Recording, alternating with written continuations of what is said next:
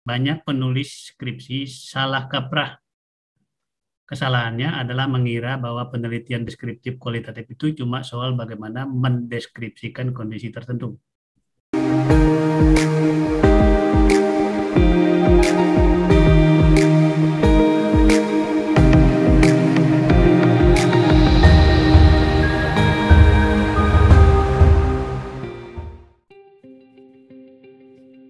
Yang kedua, jangan berhenti pada deskripsi. Itu juga penting karena saya juga melihat hal itu ya di dalam skripsi. Banyak skripsi ada juga yang bagus, tapi ada banyak yang berhenti di deskripsi. Saya kasih lihat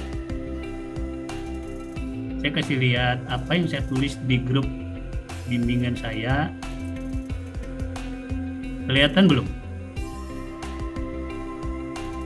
Ini saya tulis 12 Agustus. Hari ini tanggal berapa ini? 15. Mencari yang tidak kelihatan. Saya baca ya, supaya supaya bisa jelas semua ya. Hal yang saya tulis ini penting. Banyak penulis skripsi salah kaprah.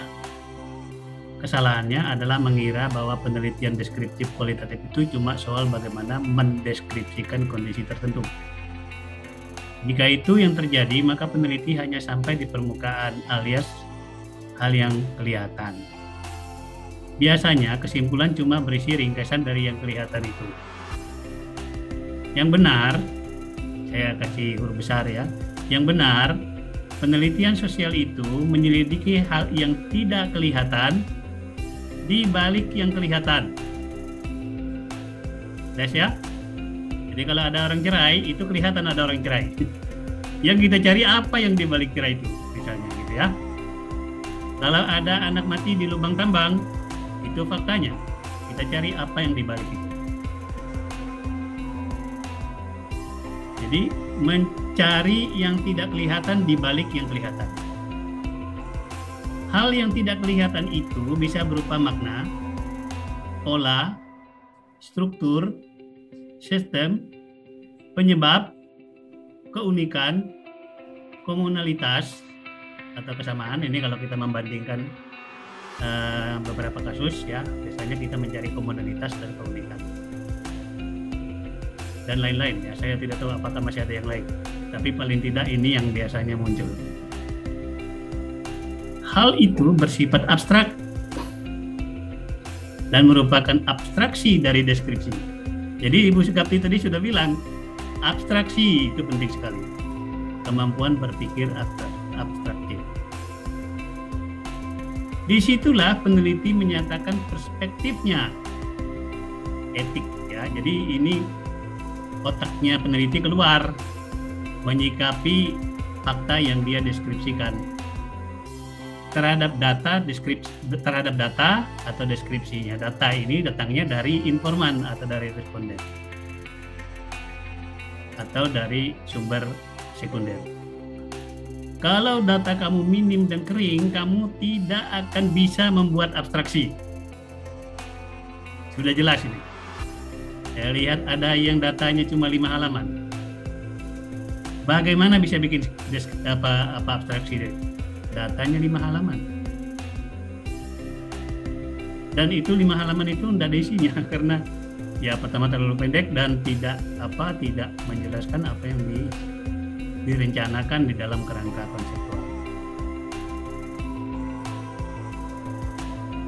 Disinilah pentingnya berpikir konseptual. Dan saya sudah bikin videonya ini. Ya, berpikir konseptual. Jadi kalian silakan lihat, saya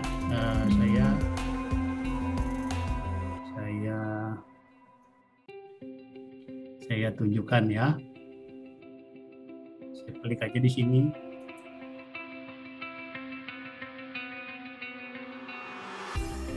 Ini apa yang kelihatan di layar kalian? Belum ada Pak, cuma deskripsi Telegram Bapak. Oke, sebentar ya.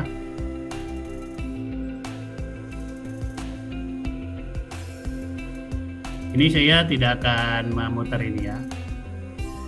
Tapi ini di channel saya yang saya khusus namanya belajar skripsi.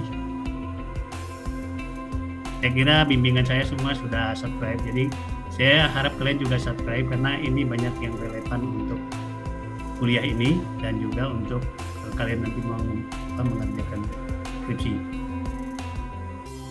Ini berpikir konseptual, cara mengubah fenomena menjadi konsep.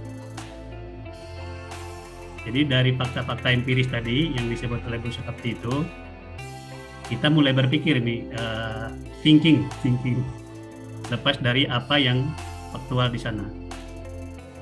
Entah kita bagaimana, itu yang disebut menganalisis tadi ya, sampai pada kesimpulan, pembahasan kesimpulan, pemberian makna, penemuan struktur dan sebagainya.